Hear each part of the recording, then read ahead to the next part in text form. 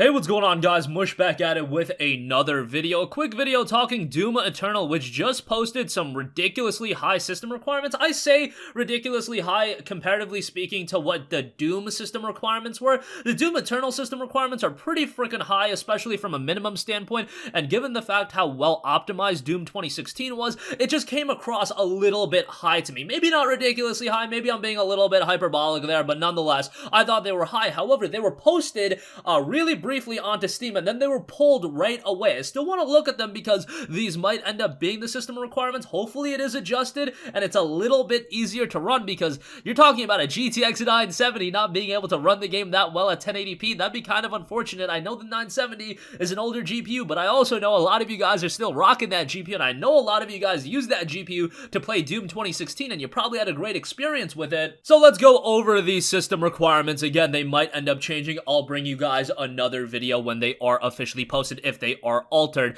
because I'm definitely interested to see how difficult this game is going to be to run. So minimum requirements, you're looking at an Intel Core i5 at 3.3 gigahertz or better, or an AMD Ryzen 3 at 3.1 gigahertz or better. So an Intel i5 being the minimum is kind of high, and a Ryzen 3, alright, whatever. That's not crazy, but it's still kind of up there. Minimum RAM requirement, 8 gigabytes of RAM, so they're calling for 8 being minimum, and then recommended is pretty high as well. We'll get to that in a second, but 8 gigabytes, okay. More games have been having 8 gigabytes, so I guess it isn't absolutely earth-shattering. Minimum graphics requirement, NVIDIA GeForce GTX 970, 4 gigabytes, a GTX 1060, 6 gigabyte, so that, a 1060 being minimum is kind of, I mean, that's relatively high, all things considered, or a 1650, or you can look at an AMD R9 290 or an RX 470.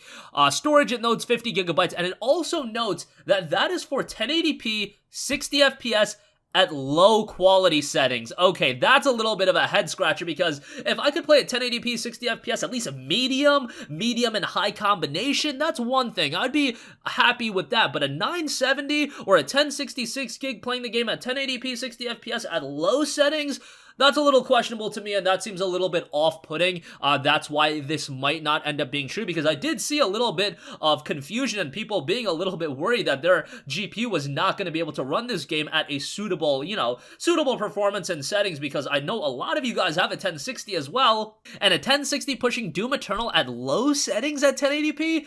Okay, that's a little bit questionable. Doom Eternal recommended PC specs, Intel Core i7 6700K or better, or an AMD Ryzen 7 1800X or better.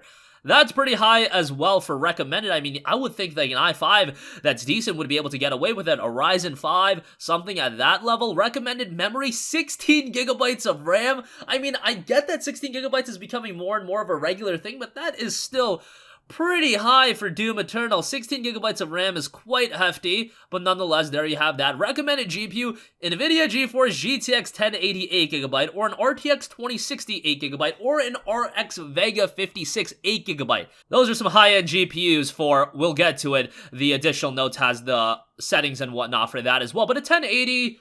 okay, it's a couple years old. I guess more and more people have a GPU at the level of a 1080, but still recommended 1080. That means for an ideal like 4K experience, you're going to need something considerably better than that. And it does note that for these, this hardware, it's 1440p 60 FPS at high quality settings. So that's a little bit more understandable. If it's 1440p 60 FPS and at high, you're talking about upping the resolution considerably. You're talking about a locked 60 FPS, and you're talking about, instead of low quality settings, you're talking about high quality settings. Still, I would have to think that that's relatively hefty for a game like Doom Eternal, which, yes, it's gonna be a visually pleasing game. However, Doom 2016 was so well optimized, you could go and play that game and consider it to be one of the best optimized games of PC, like, ever. And with Doom Eternal, they are doing this thing where they're upping the FPS limit to 1,000. You can literally get 1,000 FPS if your hardware is capable of running it at that. Right now, if you're playing the game at 4K, is there really any hardware out there that is gonna push this game at 1,000 FPS? You're going to be a little hard-pressed to find that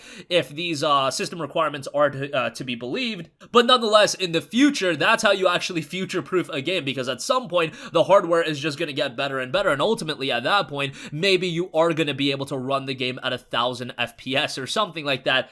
I never thought, 1,000 FPS would be that crazy, but hey, I made the jump from 60 to 144 pretty recently, and I've been playing more and more of my games at 144.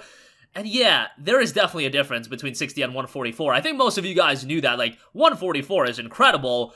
144 hertz monitors, of course, they're just incredible. I used to play some games at 144, but I upgraded my main monitor to a 144 hertz, and I've been playing games more regularly at that frame rate, or trying to push games at a higher frame rate, well above 100, and I'm just like, damn, they are a lot cleaner at that frame rate. So going to 1,000, I don't know. I don't think I'm ever going to get to that point where I'm playing Doom Eternal at 1,000 FPS, but who knows? Maybe 10 years from now, I'm going to want to go back and play Doom Eternal, and the game is future-proofed well in advance that I can push the game at 1,000 FPS with a suitable monitor. Whatever the case may be, Doom Eternal system requirements have been posted at this point. I'm hoping that they're going to do some alterations, because I actually believe, let me check this up. What was the system requirements for the original Doom? Because that should be a decent indicator of if these system requirements are a little bit fishy.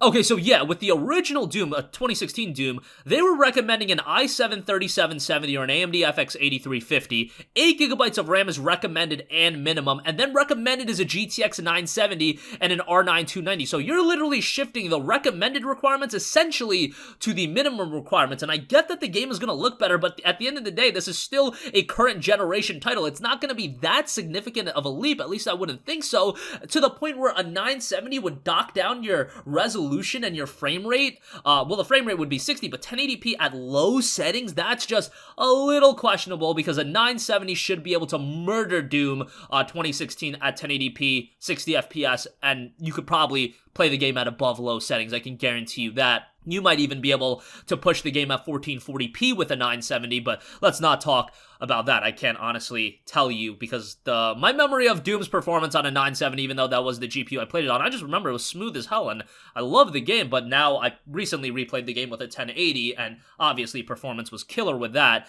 but nonetheless, that is a stark shift, and some of you guys I know are getting a little bit worried about these system requirements, so hopefully they're updated relatively soon. Wanted to bring that information to you guys, however, because there has been a lot of talk surrounding Doom Eternal. Excited for the game. It's unfortunate that you're going to need to link your Bethesda.net account or whatever.